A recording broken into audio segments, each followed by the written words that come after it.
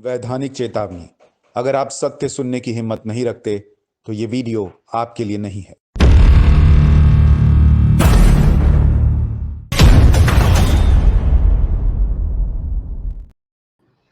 नमस्कार, बहुत स्वागत आप सभी का। मैं हूं सुशांत सिन्हा। सत्य विद सुशांत सिन्हा के आज के इस वीडियो में बात होगी कि क्या प्रधानमंत्री नरेंद्र मोदी के जिस तरह की चुनौती किसान आंदोलन के वक्त खड़ी हुई थी, वैसी ही चुनौती एक बार फिर खड़ी होने जा रही है।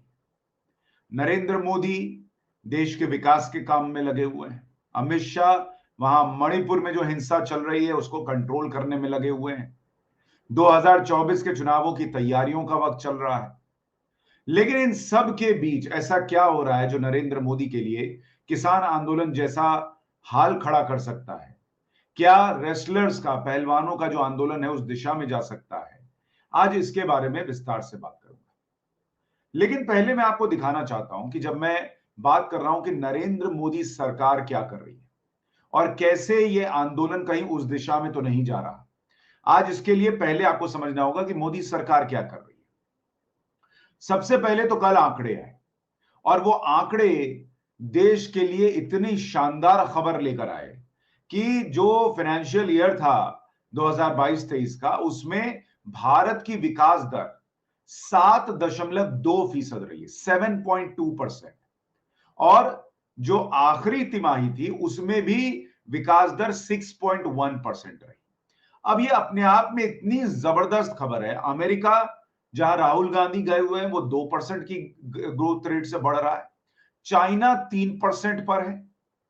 दूसरी कंट्रीज का तो और बुरा हाल है। हमारे पड़ोस में तो सब तबाह हो रखे हैं। लेकिन इंडिया 7% से ऊपर की ग्रोथ रेट लेकर चल रहा है। ये नरेंद्र मोदी करके दिखा रहे हैं। और राहुल गांधी वहां जाकर बता रहे हैं कि नरेंद्र मोदी को कुछ नहीं आता। खैर, उस पर उतना ध्यान देने की जरूरत भी नहीं है। और मुझे लगा आपको राहुल गांधी ने क्या बोला ये बताकर आपका वक्त क्यों बर्बाद करूं, तो इसलिए मैंने आज उस पर वीडियो ही नहीं किया। लेकिन आप ये देखिए कि इसमें एक और बड़ी पॉजिटिव बात यह है कि इस पूरे ग्रोथ में 5.5% का जो विस्तार हुआ है वो कृषि क्षेत्र में हुआ है।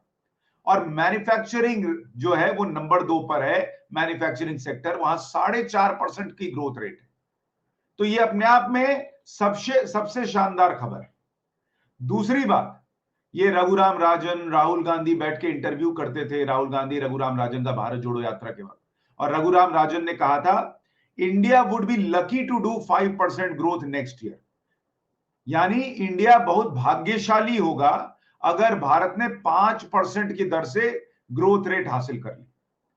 वो रघुराम राजन जो राहुल गांधी को इंटरव्यू दे रहे थे, बहुत बड़े ज्ञानी, आरबीआई के पूर्व गवर्नर, वो 5% को बहुत बड़ी बात मान रहे थे। इंडिया ने 7.2% का जीडीपी ग्रोथ रेट अचीव किया है। तो अगर 5% लकी था तो सोचिए लगभग उससे जो है 50% ज्यादा के करीब जो है वो हमारी ग्रोथ रेट रही है। ये इन लोगों का हाल है। नरेंद्र मोदी बड़े बड़े इकोनॉमिस्ट जो सोच रहे हैं उसको धराशायी कर दे रहे हैं जिस तरह से वो देश चला रहे हैं। और इसीलिए इन लोगों को नरेंद्र मोदी से दिक्कत है, क्योंकि इनको लगता है कि बॉस हमको सब आता है। राहुल गांधी जो बोल रहे थे कि भगवान को भी मोदी सिखा सकते हैं, बॉस सच्चाई ये है कि ये लोग भगवान को सिखा सकते हैं। ये लेफ्ट इकोसिस्टम, ये सारे लोग, इनको, इनके दिमाग में ये चलता है कि इनको ही सब पता है। और इनकी नरेंद्र मोदी से दिक्कत ही सबसे बड़ी ये है कि इनको लगता है कि ये आदमी हमारी सुन क्यों नहीं रहा। लेकिन खैर, ये बात आपको इसलिए बताई कि इंडिया इस वक्त कहां खड़ा है आपको पता होना चाहिए। और यहां जब इंडिया खड़ा है तब रेसलर्स का एक आंदोलन चल रहा है, उनकी डिमांड चल रही है। और मैंने कहा कि भाई, महिला रेसलर्स आरोप लगा रही तो इसकी गंभीरता से जांच होनी चाहिए। लेकिन उस गंभीरता से होती जांच के बीच में अब खबर यह आनी शुरू हुई कि भाई किसान जो हैं वो अब रेसलर्स के साथ खड़े होंगे।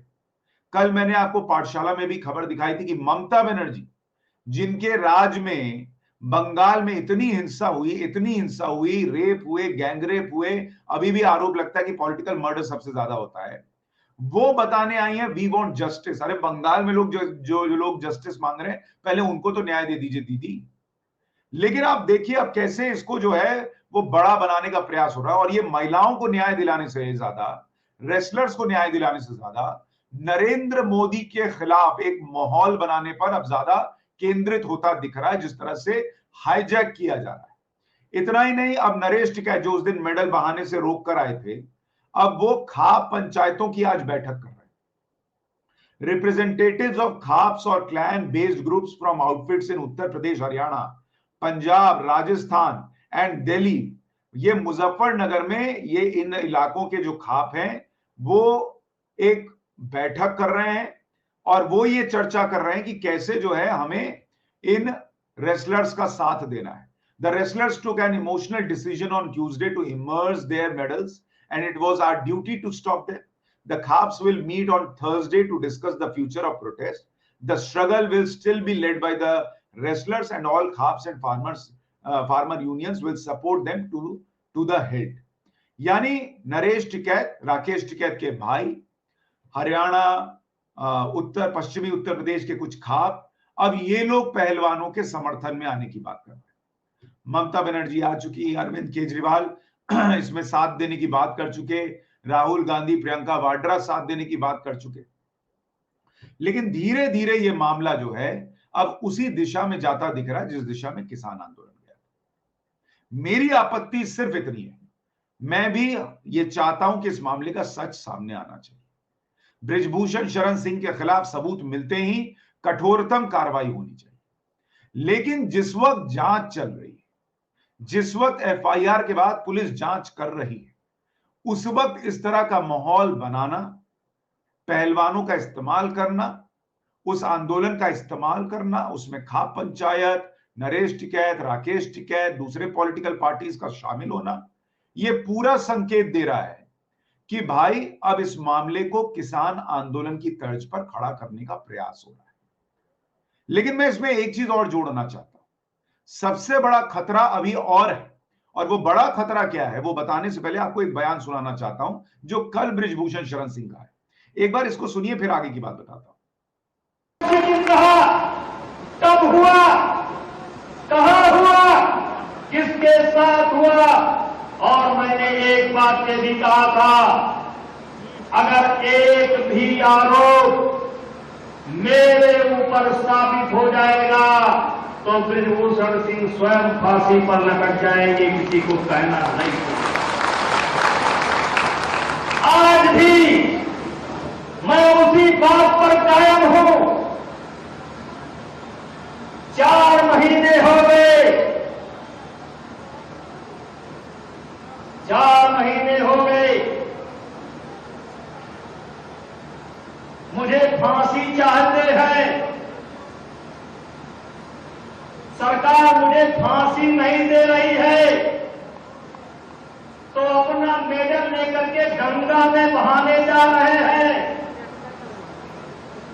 मुझ पर आरोप लगाने वालों, गंगा में मेडल बहाने से बृजभूषण सिंह को फांसी नहीं मिलेगी। अगर तुम्हारे पास कोई सबूत है तो जाकर के पुलिस को दो, न्यायालय को दो, और न्यायालय मुझे फांसी देगा तो मुझे स्वीकार है, मैं उस फांसी पर चढ़ जाऊंगा।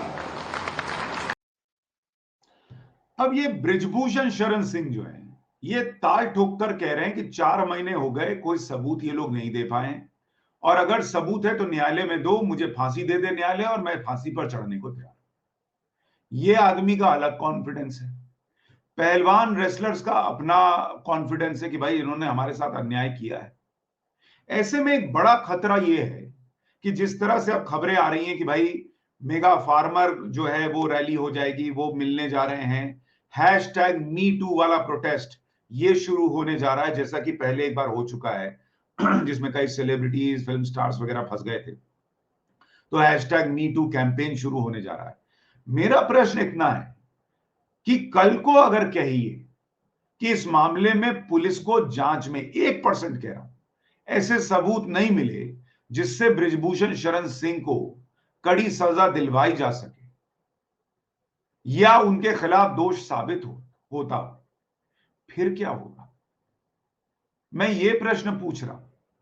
भाई जैसे ही सबूत मिले, मैं भी समर्थक हूं कि बृजभूषण शरण सिंह को तुरंत जेल में डालिए। देश का मान बढ़ाने वाले रेसलर्स हों या कोई आम महिला भी हो, उसके साथ उत्पीड़न करने वाला बाहर कैसे रहे, उसको अंदर डालना चाहिए।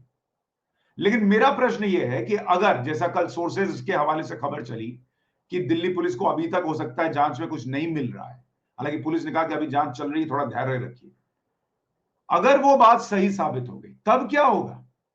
जब आप पहले ही ये माने बैठे हैं कि इसने किया ही है, और जो न्यायिक प्रक्रिया है कि भाई एफआईआर होगी, जांच होगी, उसके बाद केस कोर्ट में पहुंचेगा, कोर्ट में सुनवाई होगी, वहां से सजा होगी, अगर उसके पहले ही मेडल दिखाकर यह कह दिया जा रहा है कि भाई ये तो आदमी कल्प्रिट है ही, ये दोषी है ही, दूसरा पक्ष होने की कोई गुंजाइश ही नहीं, दूसरे पक्ष को सुने जाने की कोई गुंजाइश ही नहीं, उसका तर्क तथ्य सुनने की कोई गुंजाइश ही नहीं, तो कल को अगर पुलिस की जांच में कुछ और निकला जो रेसलर्स कह रहे हैं उससे अलग हुआ, तब क्या होगा? तब क्या और बड़ा आंदोलन किया जाएगा? क्या ये पूरा आंदोलन किसान आंदोलन की तरफ बढ़ रहा है? रेसलर्स का इस्तेमाल किया जा रहा है जैसे किसानों का किया गया था, उनके कंधे पर रखकर बंदूक चलाई जा रही है और निशाने पर हमेशा की तरह नरेंद्र मोदी हैं कि 2024 के पहले फिर पश्चिमी उत्तर प्रदेश, हरियाणा वगैरह वगैरह में माहौल बना दो। क्या यह प्रयास हो रहा है? क्योंकि जांच चल रही है, अगर पुलिस जांच ना कर रही होती तब यह हंगामा हो रहा था तो समझ में आता है। कल मैंने पाठशाला में विस्तार से बताया कि सरकार ने कैसे कमेटी बनाई, इनके बोलने पर इनके लोगों को कमेटी में लिया, एफआईआर हुई, एफआईआर की जांच चल रही है, उस बीच ये सब होना और इस तरह की बातें कहना, इस तरह का कैंपेन खड़ा करने का प्रयास करना नरेंद्र मोदी के लिए एक बड़ा संकट आता दिख रहा है। और अगर नरेंद्र मोदी इस बार किसान आंदोलन में जो स्थिति बन गई थी वैसी स्थिति बनने देंगे तो फिर उनके लिए एक नई मुसीबत खड़ी होगी। इसलिए पहलवानों को भी देखना चाहिए कि उनका इस्तेमाल ना हो और न्यायिक प्रक्रिया जल्दी पूरी हो। मतलब ये जो जांच चल रही है इसको जल्दी जल्दी करके और लोगों को सच पता चले, इसका भी प्रयास होना चाहिए। वरना 2024 के लिए जो गिद्ध मंडरा रहे हैं वो किसी को नहीं छोड़ने वाले मुद्दा बनाने के लिए। सोचिएगा इस पर। वीडियो को लाइक और शेयर कीजिएगा और इस पूरे मामले पर अपनी राय दीजिएगा कमेंट बॉक्स में। नमस्कार।